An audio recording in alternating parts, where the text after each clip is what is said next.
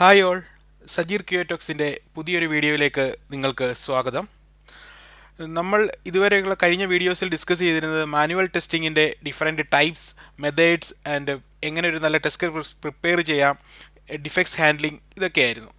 ഇന്ന് നമ്മൾ ഡിസ്കസ് ചെയ്യാൻ പോകുന്നത് ഏറ്റവും മോസ്റ്റ് വാണ്ടഡ് ടോപ്പിക്കാണ്. കമൻസിലൂടെയും അല്ലാതെയും റിപ്ലൈയിലൂടെയും ഒക്കെ ആവശ്യപ്പെടുന്നതാണ് ഓട്ടോമേഷൻ ടെസ്റ്റിംഗ്. ഇപ്പോൾ ഓട്ടോമേഷൻ ടെസ്റ്റിങ്ങിൻ്റെ ഇൻട്രൊഡക്ഷനാണ് ഇന്നത്തെ വീഡിയോയിൽ നമ്മൾ ഡിസ്കസ് ചെയ്യാൻ പോകുന്നത്.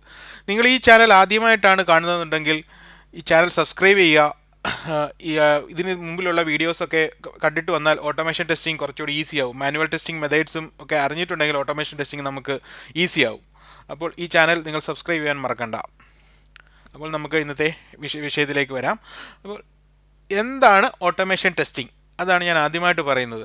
അപ്പോൾ ഒരു ഓട്ടോമേഷൻ ടെസ്റ്റിംഗ് എന്ന് പറഞ്ഞു കഴിഞ്ഞാൽ management and performance of a test ആക്ടിവിറ്റീസിൻ്റെ മാനേജ്മെൻറ്റ് ആൻഡ് പെർഫോമൻസ്, അത് ഇൻക്ലൂഡിങ് അതിൻ്റെ ഡെവലപ്മെൻറ്റ് ആകട്ടെ അതിൻ്റെ എക്സിക്യൂഷൻ ആവട്ടെ, അതൊരു ഓട്ടോമേറ്റഡ് ടെസ്റ്റ് ടൂൾ ഉപയോഗിച്ചിട്ട് നമ്മൾ ചെയ്യുന്നതിനാണ്. നമ്മുടെ ടെസ്റ്റ് ആക്ടിവിറ്റീസിൻ്റെ മാനേജ്മെൻറ്റ്, അത് ഡെവലപ്മെൻറ്റ്, എക്സിക്യൂഷന്, അതുപോലെ തന്നെ അതിൻ്റെ വെരിഫിക്കേഷന്, ഇതൊക്കെ നമ്മളൊരു ഓട്ടോമേറ്റഡ് ടൂൾ, മാനുവൽ വർക്ക് കുറച്ചൊരു ഓട്ടോമേറ്റഡ് ടൂൾ വെച്ചിട്ട് ചെയ്യുന്ന ആ ഒരു പ്രോസസ്സാണ് ഓട്ടോമേഷൻ ടെസ്റ്റിംഗ് എന്ന് പറയുന്നത്.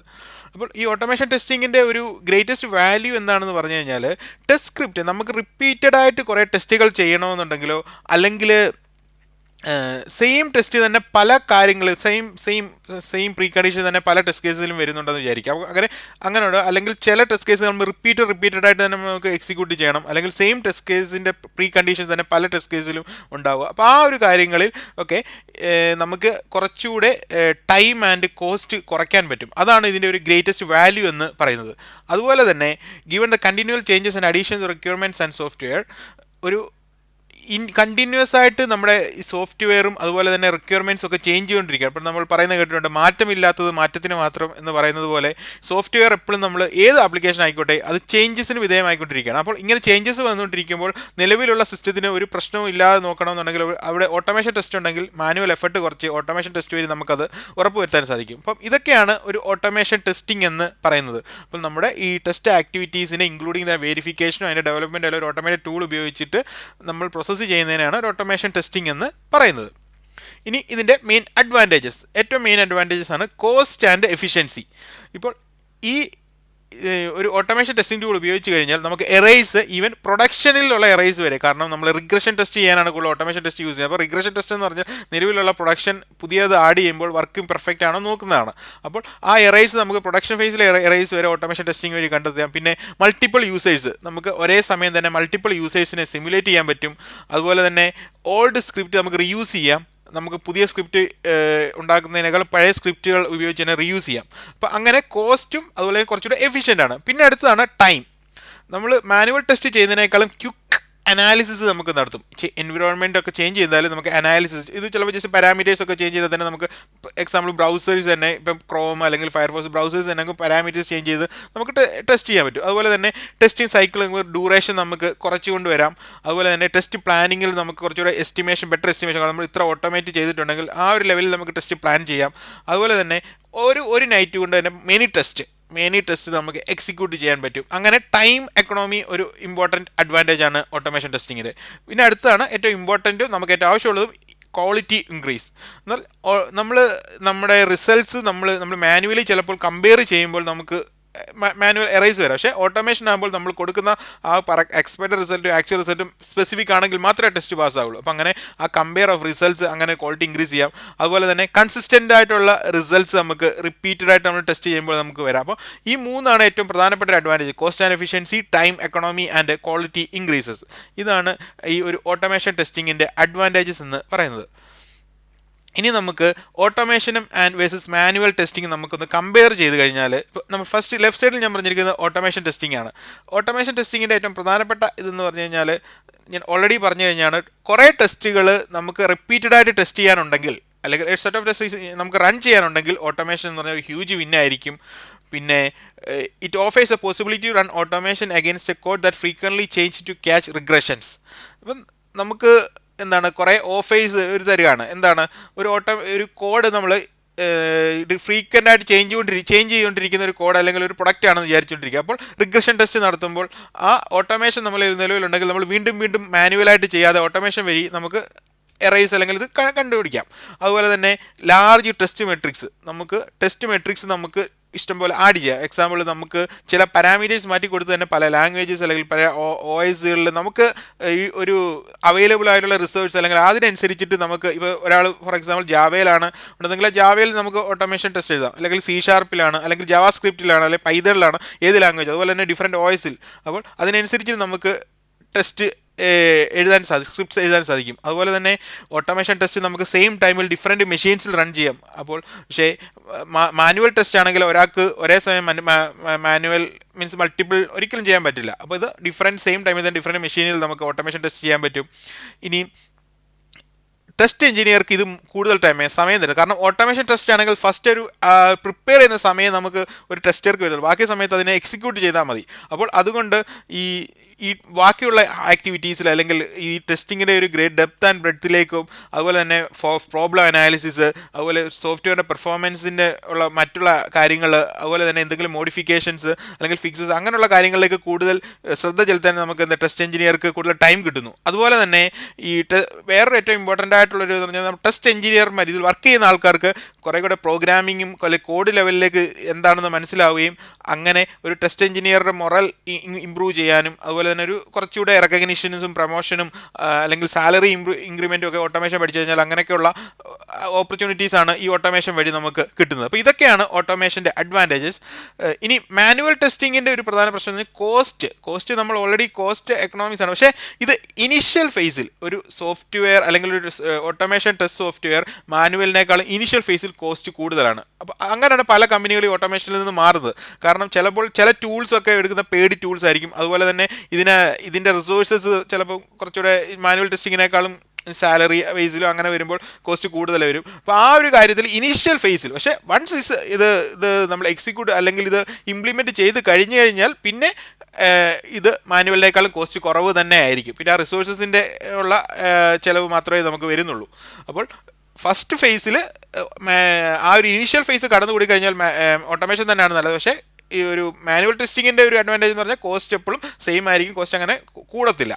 പിന്നെ ഏറ്റവും പ്രധാനപ്പെട്ട ഒരു കാര്യമാണ് some test cannot be automated. നമ്മൾ ഓട്ടോമേഷൻ എന്ന് പറഞ്ഞാലും എല്ലാ ടെസ്റ്റും ഒരിക്കലും ഓട്ടോമേറ്റ് ചെയ്യാൻ പറ്റില്ല. ഒരു ക്യാപ്ഷ വെച്ചിട്ടുള്ള ഓട്ടോമേഷൻ ടെസ്റ്റ് നമുക്ക് പറ്റില്ല. ഇപ്പോഴും കുറേ ആൾക്കാർ ഒരു ഉണ്ട്. പക്ഷേ അതൊരു എക്സാമ്പിൾ ഞാൻ പറഞ്ഞു. അതുപോലെ തന്നെയാണ് കുറേ എക്സാമ്പിൾസ് ഉണ്ട്. കുറേ ഇപ്പോൾ ഷെയർ പോയിൻറ്റ്സ് ഒക്കെ യൂസ് ചെയ്യുന്ന അവരുടെ സെർവറിലേക്കുള്ള ടെസ്റ്റുകളൊക്കെ ഉണ്ടെങ്കിൽ അതൊന്നും യൂസ് ചെയ്യാൻ പറ്റില്ല. അങ്ങനെയൊക്കെയുള്ള കുറേ കാര്യങ്ങൾ നമുക്ക് എന്ത് ചെയ്യാൻ പറ്റില്ല, ഓട്ടോമേറ്റ് ചെയ്യാൻ നമുക്ക് പറ്റില്ല. അപ്പോൾ അങ്ങനെയുള്ള കാര്യങ്ങൾ സ്റ്റിൽ മാനുവൽ ടെസ്റ്റ്. ഇപ്പം ഒരിക്കലും മാനുവൽ ടെസ്റ്റിങ്ങിൻ്റെ പകരമാവില്ല ഓട്ടോമേഷൻ ടെസ്റ്റിംഗ്. അതാണ് ഏറ്റവും ഇമ്പോർട്ടൻ്റ് ആയിട്ടുള്ളൊരു കാര്യം. ഓട്ടോമേഷൻ ടെസ്റ്റിംഗ് അവിടെ ഉണ്ടെങ്കിൽ manual testing still have a phase. Because നമ്മൾ റിഗ്രഷൻ ടെസ്റ്റിൽ നിലവിലുള്ള ടെസ്റ്റ് കേസിൽ ഓട്ടോമേറ്റ് ചെയ്തിട്ടുണ്ടെങ്കിലും പുതിയ ടെസ്റ്റ് കേസ് വരും, അത് നമ്മൾ മാനുവലി ചെയ്യണം. അതുപോലെ തന്നെ കുറേ ടെസ്റ്റ് കേസ് ഒരിക്കലും ഓട്ടോമേറ്റ് ചെയ്യാൻ പറ്റില്ല, അത് നമ്മൾ മാനുവലി ചെയ്തേ പറ്റുള്ളൂ. അപ്പോൾ still there is a space. അതുകൊണ്ട് ഏത് കമ്പനിയിലായാലും ഓട്ടോമേഷൻ ആൻഡ് മാനുവൽ കമ്പൈൻ ചെയ്തായിരിക്കും. ഓട്ടോമേഷൻ ടെസ്റ്റർ തന്നെ ചിലപ്പോൾ മാനുവൽ ചെയ്യേണ്ടി വരും ഉള്ള ആവശ്യവും വരുന്നതായിരിക്കും. അപ്പോൾ ഇനി ജസ്റ്റ് ഒരു എക്സാമ്പിൾ എങ്ങനെയാണ് ഓട്ടോമേഷൻ നമുക്ക് ഒരു കൂടുതൽ കേപ്പബിൾ ആണ് അല്ലെങ്കിൽ കൂടുതൽ എഫിഷ്യൻ്റ് ആണ് അല്ലെങ്കിൽ കോസ്റ്റ് എഫക്റ്റീവ് ആണെന്നുള്ള ടൈം ആ ഒരു അഡ്വാൻറ്റേജസ് വരുന്നത്. ഒരു 6 ടെസ്റ്റ് കേസ് ഉണ്ടെന്ന് വിചാരിക്കുക. ഒരു 6 ടെസ്റ്റ് കേസ് മാനുവലി ഓരോ ടെസ്റ്റ് കേസ് ടോട്ടൽ 6 ടെസ്റ്റ് കേസോടെ എക്സിക്യൂട്ട് ചെയ്യാൻ 10 മിനിറ്റ്സ് എടുക്കുന്നു. അപ്പോൾ അതുപോലെ തന്നെ ഇതിന് നമ്മൾ ഓട്ടോമേഷൻ എഴുതാൻ ഫോർ എക്സാമ്പിൾ ഒരു അസ്യൂം ചെയ്യുക, ഈ 6 ടെസ്റ്റ് കേസിൻ്റെയും ഓട്ടോമേഷൻ ടെസ്റ്റ് എഴുതാനും 10 മിനിറ്റാണ്. പിന്നെ പിന്നെ എന്താണ് ഓട്ടോമേഷൻ ടെസ്റ്റ് കേസ് നമ്മൾ സ്ക്രിപ്റ്റ് നമ്മൾ എഴുതി കഴിഞ്ഞു. ഇത് റൺ ചെയ്യണമെന്നുണ്ടെങ്കിൽ ജസ്റ്റ് 1 മിനിറ്റ്, 6 ടെസ്റ്റ് കേസിൽ 1 മിനിറ്റ് താഴെ വരത്തുള്ളൂ. അപ്പോൾ നമുക്ക് 5 ഐട്രേഷൻ അല്ലെങ്കിൽ 5 റിലീസിൽ ഈ ടെസ്റ്റ് റൺ ചെയ്യണമെന്ന് വിചാരിക്കും. അപ്പോൾ മാനുവൽ ടെസ്റ്റിംഗ് ടൈമിൽ ഓരോ പ്രാവശ്യവും നമുക്ക് ഈ 10 മിനിറ്റ്സ് ടോട്ടൽ 50 മിനിറ്റ്സ് എടുക്കും. പക്ഷേ ഓട്ടോമേഷൻ ടെസ്റ്റിങ്ങിന് ആദ്യം എടുത്ത 10 മിനിറ്റേ ഉള്ളൂ. കാരണം ബാക്കി എല്ലാം കൂടെ ചേർത്തിട്ട് ലെസ് ദാൻ 1 മിനിറ്റിൽ തന്നെ ഈ ടെസ്റ്റ് ഓരോ റിലീസ് വരുമ്പോൾ നമ്മൾ എന്ത് ചെയ്യാം, നമുക്ക് റൺ ചെയ്ത് കൊടുക്കാം. അപ്പോൾ ഇതാണ് ഇതിൻ്റെ ഒരു ഏറ്റവും വലിയൊരു അഡ്വാൻറ്റേജ് അല്ലെങ്കിൽ ഹ്യൂജ് വിൻ. അത്രത്തോളം നമ്മളുടെ സമയം അല്ലെങ്കിൽ ഇത് കുറയ്ക്കാൻ ഇതിൻ്റെ എഫിഷ്യൻ്റ് ആണ്. ആദ്യം ആ ഓട്ടോമേഷൻ ടെസ്റ്റ് റൈറ്റ് ചെയ്യാനെടുത്ത്, അതാണ് ഞാൻ റൈറ്റ് സൈഡിലെ ടേബിളിൽ കാണിച്ചിരിക്കുന്നത്. മാനുവൽ ടെസ്റ്റ് റിലീസ് 1-ൽ 10 മിനിറ്റ് എടുക്കുന്നു. അപ്പോൾ റിലീസ് 1-ലായിരിക്കും നമ്മൾ ഓട്ടോമേഷൻ സ്ക്രിപ്റ്റ് എഴുതുന്നത്. അപ്പോൾ അങ്ങനെ 10 മിനിറ്റ്. സെക്കൻഡ് ഇതിൽ തൊട്ടിട്ട് തന്നെ എന്താണ് ടൈം നമുക്ക് ആവുന്നില്ല. മീൻസ് മാനുവൽ പവർ ആവശ്യം വരില്ല. നമ്മൾ എന്ത് ചെയ്യണം, ജസ്റ്റ് റൺ ചെയ്യാൻ മാത്രം, അല്ലെങ്കിൽ ഇതിന് ഷെഡ്യൂൾ ചെയ്ത് ഇതിനെ റൺ ചെയ്യാൻ മാത്രം ചെയ്താൽ മതി. അപ്പോൾ ഓരോ ഐട്രേഷനിലും മാനുവൽ ടെസ്റ്റിന് ഈ 10 മിനിറ്റ് എടുക്കും, ടോട്ടൽ 50 മിനിറ്റ് എടുക്കും. പക്ഷേ ഓട്ടോമേഷൻ ടെസ്റ്റിന് ആദ്യം ആയ 10 മിനിറ്റ്. അപ്പോൾ ഇതാണ് ഇതിൻ്റെ ഒരു ഓട്ടോമേഷൻ്റെ ഒരു അഡ്വാൻറ്റേജ് എന്ന് പറയുന്നത്.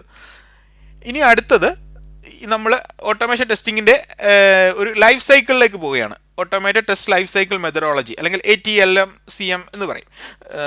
ഇതെന്ന് പറഞ്ഞു കഴിഞ്ഞാൽ ഓരോ കമ്പനിയും എങ്ങനെയാണ് ഒരു ഓട്ടോമേഷൻ ടെസ്റ്റിങ്ങിലേക്ക് കടക്കുന്നത്. അപ്പം അത് ഫസ്റ്റ് വേണ്ടത് കമ്പനി ലെവലിൽ, അല്ലെങ്കിൽ ഹയർ മാനേജർ ലെവലിൽ ഒരു ഡിസിഷൻ ടു ഓട്ടോമേറ്റ് ടെസ്റ്റ്.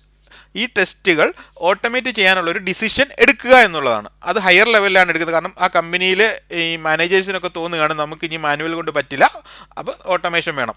അപ്പോൾ അങ്ങനെ ഡിസിഷൻ എടുത്തു കഴിഞ്ഞാൽ പിന്നെ നമ്മൾ ടെസ്റ്റിംഗ് ടീമിലുള്ള ആൾക്കാരോടുള്ള അഭിപ്രായം ചോദിച്ചിട്ട് ടെസ്റ്റ് ടൂൾ, ഏത് ടൂളാണ് ഏറ്റവും ബെറ്റർ നമ്മുടെ കമ്പനിക്ക്, അല്ലെങ്കിൽ ഏത് കമ്പനിയാണോ ആ കമ്പനിക്ക് ഏറ്റവും ആപ്റ്റ് ആയിട്ടുള്ള, അതുപോലെ തന്നെ കോസ്റ്റ് എഫക്റ്റീവ് ആയിട്ടുള്ള, ചിലപ്പം പെയ്ഡ് ടൂൾസ് ഉണ്ട്, ഓപ്പൺ സോഴ്സ് ഉണ്ട്. അപ്പോൾ ഏത് ടൂളാണ്, അപ്പോൾ ആ ടൂള് അക്വിസിറ്റ് ചെയ്യുക. അപ്പോൾ ഏത് ടൂളാണ് ആ ടൂൾ സെലക്ട് ചെയ്ത് കഴിഞ്ഞാൽ നെക്സ്റ്റ് ആണ് ഓട്ടോമേഷൻ ടെസ്റ്റിംഗ് ഇൻട്രൊഡക്ഷൻ. അപ്പോൾ ഇതിൻ്റെ POC ചെയ്യണം. POC ഒക്കെ ചെയ്തിട്ട് പ്രൂഫ് ഓഫ് കൺസെപ്റ്റ്, POC എന്ന് പറഞ്ഞാൽ, അപ്പോൾ അത് ചെയ്ത് മറ്റുള്ള ആരെങ്കിലും ഒരാളായിരിക്കും ഇതിൻ്റെ ഇനിഷ്യേറ്റീവ് എടുക്കുന്നത്. അവർ ഇതിനെപ്പറ്റി നോളജ് ഉള്ള ആരെങ്കിലും ആയിരിക്കും, അവരെടുക്കുന്നു. അതിനുശേഷം ഇതിൻ്റെ ഇൻട്രൊഡക്ഷനാണ്, മറ്റു ടീം മെമ്പേഴ്സുള്ള ഇൻട്രൊഡക്ഷൻ. അതിനുശേഷം ഇതിൻ്റെ test plan, design and development. അപ്പോൾ ഡെവലപ്മെൻറ്റ് ഫേസിലാകുമ്പോൾ എല്ലാവർക്കും ഈ ടെസ്റ്റ് പ്ലാനിങ്ങിലും ഡിസൈനിലൊക്കെ ആകുമ്പോൾ ട്രെയിനിങ്ങും കൂടെ വരും. ഇതിൻ്റെ ട്രെയിനിങ് എല്ലാം കൂടെ കൊടുത്ത് ടെസ്റ്റ് സ്ക്രിപ്റ്റ് ഡെവലപ്പ് ചെയ്യണം. അപ്പോൾ ഓട്ടോമേഷൻ ടെസ്റ്റ് സ്ക്രിപ്റ്റ് ഒക്കെ ഡെവലപ്പ് അതിൻ്റെ ഫ്രെയിം വർക്ക് ഒക്കെ ക്രിയേറ്റ് ചെയ്ത് ടെസ്റ്റ് സ്ക്രിപ്റ്റ് ഒക്കെ ഡെവലപ്പ് ചെയ്ത് കഴിഞ്ഞാൽ അടുത്ത ഫേസ് ആണ് ഇതിനെ എക്സിക്യൂട്ട് ചെയ്യുക, എക്സിക്യൂഷൻ ആൻഡ് മാനേജ്മെൻറ്റ്, ദെൻ ഇത് റിവ്യൂ ആൻഡ് അസസ്മെൻറ്റ്. അപ്പോൾ ഇതാണ് ഇതിൻ്റെ ഒരു ലൈഫ് സൈക്കിൾ എന്ന് പറയുന്നത്, ഓട്ടോമേഷൻ ടെസ്റ്റിൻ്റെ ഒരു ലൈഫ് സൈക്കിൾ എന്ന് പറയുന്നത്. ഫസ്റ്റ് ഓട്ടോമേഷൻ ടെസ്റ്റിംഗ് ഡിസിഷൻ എടുത്തിട്ട് ടൂൾ സെലക്ട് ചെയ്തിട്ട് അതിൻ്റെ ഇൻട്രൊഡക്ഷൻ ചെയ്ത്, പിന്നെ അതിൻ്റെ പ്ലാനിങ്ങും അതിൻ്റെ ഡെവലപ്മെൻറ്റ് ഫ്രെയിം വർക്ക് ക്രിയേഷനും ഡെവലപ്മെൻറ്റും, ദെൻ അതിനെ എക്സിക്യൂട്ട് ചെയ്യുക, അതിനുശേഷം അതിൻ്റെ ആൻസർ റിവ്യൂ ചെയ്യുക, അസസ്മെൻറ്റും റിസൾട്ട്. ഇതാണ് ഇതിൻ്റെ ഒരു ലൈഫ് സൈക്കിൾ മെത്തഡോളജി എന്ന് പറയുന്നത്.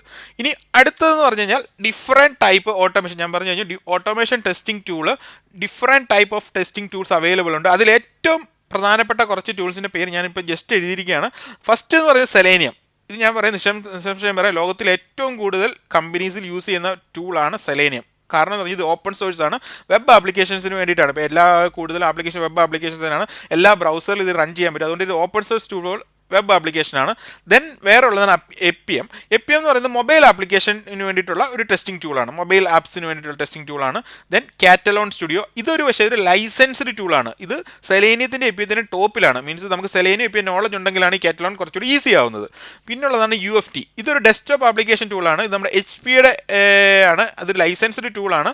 ഇതിന് മുമ്പത്തെ ഇതിൻ്റെ പേര് QTP എന്നായിരുന്നു, ഇപ്പോഴാണ് UFT എന്ന്, കുറച്ച് മുമ്പാണ് UFT എന്നുള്ള പേര് മാറ്റിയത്. പിന്നെയുള്ള JMeter, ഇതും ഏറ്റവും കൂടുതൽ യൂസ് ചെയ്യുന്ന പെർഫോമൻസ് ടെസ്റ്റിംഗ്, ലോഡ് ടെസ്റ്റിങ്ങിന് വേണ്ടി യൂസ് ചെയ്യുന്ന ഒരു ടൂളാണ് JMeter എന്ന് പറയുന്നത്.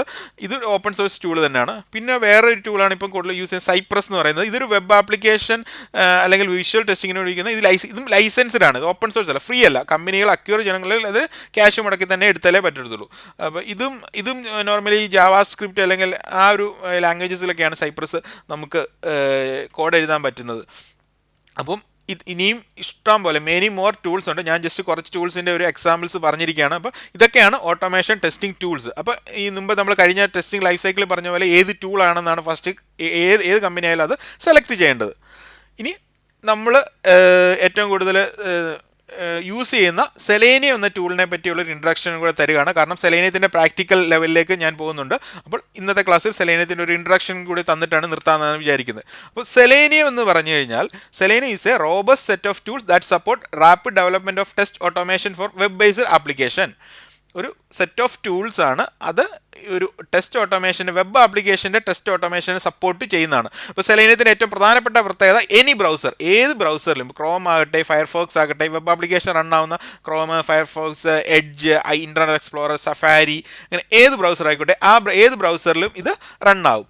പിന്നെ അതുപോലെ തന്നെ വേറെ ഏറ്റവും ഇമ്പോർട്ടൻ്റ് ആയിട്ടുള്ളൊരു പ്രത്യേകതയാണ് സെലേനിയം എല്ലാ കമ്പനികളും ചൂസ് ചെയ്യാനുള്ള scripting can do in different language.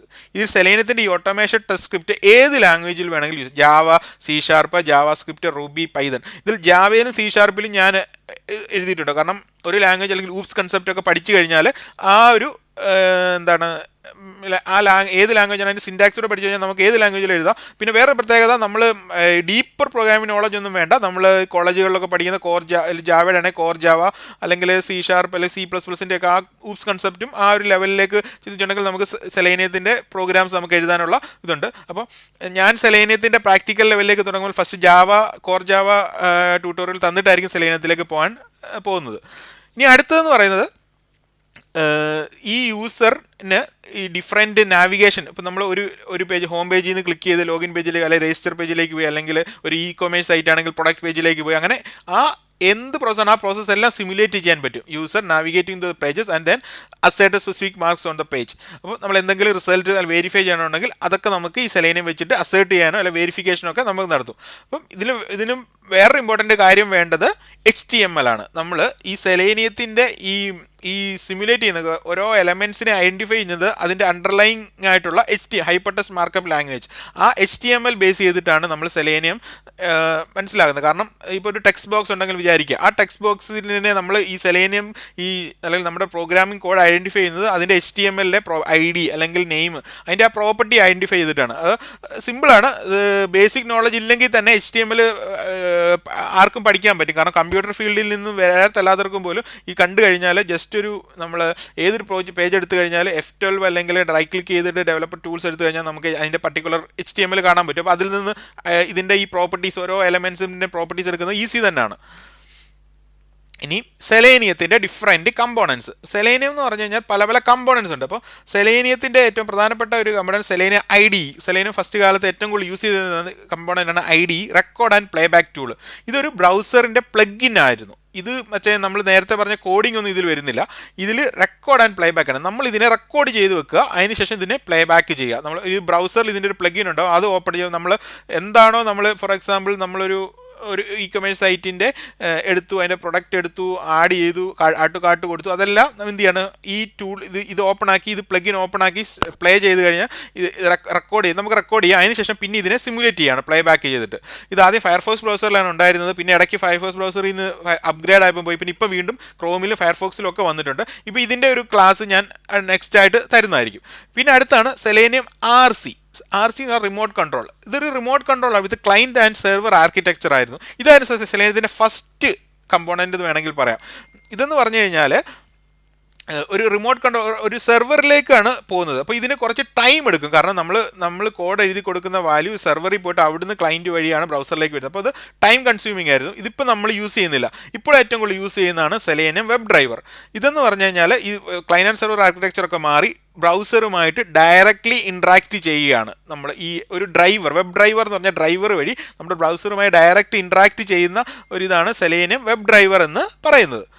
ഇനി നാലാമത്തെ ഒരു കമ്പോണൻ്റാണ് സെലേനിയം ഗ്രിഡ്. ഇതെന്ന് പറഞ്ഞു കഴിഞ്ഞാൽ കൂടുതലും മൾട്ടിപ്പിൾ അല്ലെങ്കിൽ മൾട്ടി ടാസ്കിങ്ങിന് വേണ്ടിയിട്ടാണ്. കാരണം സെയിം ടെസ്റ്റ് തന്നെ ഡിഫറെൻറ്റ് ബ്രൗസേഴ്സിലോ OSലോ അല്ലെങ്കിൽ മെഷീൻസിലോ പാരലായിട്ട് നമുക്ക് റൺ ചെയ്യണമെന്നുണ്ടെങ്കിലാണ് നമ്മൾ എന്ത് യൂസ് ചെയ്യുന്നത്, സെലേനിയം ഗ്രിഡ് യൂസ് ചെയ്യുന്നത്. സെലേനിയം ഗ്രിഡ് നല്ല ആണ്. കാരണം നമുക്ക് നമ്മുടെ ടൈം ഏറ്റവും കൂടുതൽ കുറയ്ക്കാൻ വേണ്ടി യൂസ് ചെയ്യാം. കാരണം സെയിം ടെസ്റ്റ് തന്നെ നമുക്ക് മൾട്ടിപ്പിൾ ഇതിലൊക്കെ ഒരേ സമയം നമുക്ക് എക്സിക്യൂട്ട് ചെയ്യാൻ പറ്റും. അപ്പോൾ ഇതൊക്കെയാണ് സെലേനിയത്തിൻ്റെ ഡിഫറെൻറ്റ് കമ്പോണൻസ് എന്ന് പറയുന്നത്. IDE, RC, web driver and grid. അതിൽ ഇപ്പോൾ യൂസ് ചെയ്യുന്ന സെലേനിയത്തിൻ്റെ ഏറ്റവും മോസ്റ്റ് യൂസ്ഡ് കമ്പോണൻറ്റ് വെബ് ഡ്രൈവറാണ്. അതാണ് മിക്ക കമ്പനീസ് യൂസ് ചെയ്യുന്നത്. നമ്മൾ പഠിക്കാൻ പോകുന്നതും അത് തന്നെയാണ്. ഇപ്പോൾ ജസ്റ്റ് സെലേനിയം വെബ് ഡ്രൈവറിൻ്റെ ഒരു ഇൻട്രൊഡക്ഷനൂടെ തരാം. ഇതെന്ന് പറഞ്ഞാൽ ഇതാണ് ഏറ്റവും മോസ്റ്റ് യൂസ്ഡ് കമ്പോണൻ്റ് ആണ്. ഒരു web driver allows users to write custom code in their language choice Java ആകാം, C#, Ruby, Python, PHP, JavaScript, ഏത് ലാംഗ്വേജിലും നമുക്ക് എഴുതാം. അതിനുശേഷം ബ്രൗസർ വിത്ത് ദെയർ ചോയ്സ്, ഏത് ബ്രൗസറിൽ വേണമെങ്കിലും ചോയ്സ്. അപ്പോൾ അത് സെലേനിയം വെബ് ഡ്രൈവർ വഴി ബ്രൗസറിലേക്ക് എത്തുന്നു, ബ്രൗസർ വഴി നമ്മുടെ ആപ്ലിക്കേഷനിലേക്ക് എത്തുന്നു. അങ്ങനെ എൻഡ് ടു എൻഡ് ഫംഗ്ഷണൽ ടെസ്റ്റിങ്ങിന് വേണ്ടിയിട്ടാണ് നോർമലി ഈ സെലേനിയം യൂസ് ചെയ്യുന്നത്. അപ്പോൾ ഈ സെലേനിയം വെബ് ഡ്രൈവർ യൂസ് ചെയ്തിട്ട് നമുക്ക് ഇഷ്ടമുള്ള ലാംഗ്വേജിൽ കോഡ് എഴുതുന്നു, വെബ് ഡ്രൈവർ വഴി ബ്രൗസറിലെത്തി ആപ്ലിക്കേഷനിലേക്ക് എത്തുന്നു. അങ്ങനെ നമുക്കത് റൺ ചെയ്ത് കാണിക്കാം. അത് കുറച്ചുകൂടെ ഈ ബേസിക് പ്രോഗ്രാം നോളജ് ഒക്കെ ഉള്ളവർക്കൊക്കെ കുറച്ചുകൂടി ഈസിയാണ്. അപ്പോൾ നമ്മൾ അടുത്ത ക്ലാസ്സുകളിൽ ഇനിയിപ്പം ഇതിൻ്റെ പ്രാക്ടിക്കലിലേക്ക് പോവാണ്. അടുത്ത ക്ലാസ്സിൽ ഞാൻ സെലേനിയം IDE തരും. അതിനുശേഷം കോർ ജാവയുടെ നമുക്ക് സെലേനിയത്തിന് വേണ്ട ഊപ്സ് കൺസെപ്റ്റും അങ്ങനെയുള്ള കുറച്ച് ബേസിക് കാര്യങ്ങൾ കോർ ജാവ, അതിനുശേഷം സെലേനിയത്തിലേക്ക് നമുക്ക് കടക്കാം. അപ്പോൾ ഇന്നത്തെ വീഡിയോ എല്ലാവർക്കും മനസ്സിലായെന്ന് വിചാരിക്കുന്നു. ഈ ചാനലിൽ ഇനിയിപ്പോൾ ഓട്ടോമേഷൻ്റെ കൂടുതൽ ട്യൂട്ടോറിയൽസ് ഒക്കെ വരുന്നുണ്ട്. അപ്പോൾ ഇനി കാണുന്നതിന് വേണ്ടി ചാനൽ ആദ്യമായിട്ട് കാണുന്നവർ സബ്സ്ക്രൈബ് ചെയ്യുക. അപ്പോൾ എല്ലാവർക്കും താങ്ക്സ്.